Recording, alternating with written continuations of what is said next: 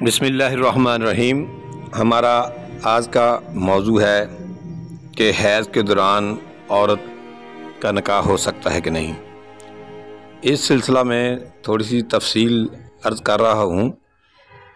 کہ حیض ایک ایسی چیز ہے جو اللہ رب العزت نے آدم علیہ السلام کی بیٹیوں کے مقدر میں لکھ دی ہے۔ اس کے طبی مسائل اپنی جگہ پر موجود ہیں، لیکن یہاں سوال یہ ہے کہ حیض کے دوران عورت کا نکاح ہو سکتا ہے کہ نہیں۔ تو حیض کے بارے میں سورۃ النساء کی آیت نمبر 222 میں اللہ رب العزت کا فرمانا ہے، اور آپ سے حیض ایام ماہواری کی نسبت سوال کرتے ہیں، فرما دیں وہ نجاست ہے، سو تم حیض کے دنوں میں عورتوں سے کنارہ کش رہا کرو، اور جب تک وہ پاک نہ ہو جائیں ان کے قریب نہ جایا کرو، اور وہ خوب پاک ہو جائیں تو جس راستے سے اللہ نے تمہیں اجازت دی ہے ان کے پاس جایا کرو،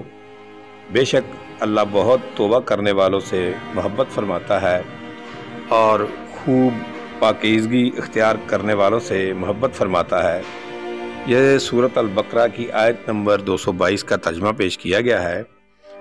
اور یہ اس وقت کا معاملہ ہے جب لوگوں نے نبی مکرم صلی اللہ علیہ وآلہ وسلم کی بارگاہ میں حیض کے متعلق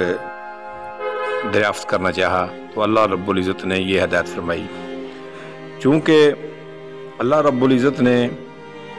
حیض کے دنوں میں، حیض کے پیریڈ میں میاں بیوی کی مباشرت کو ممنوع قرار دیا ہے، تو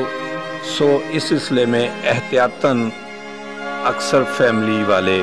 ان دنوں میں نکاح نہیں کرتے، لیکن نکاح کی شرعی حیثیت میں کوئی ایسا امر مانع نہیں ہے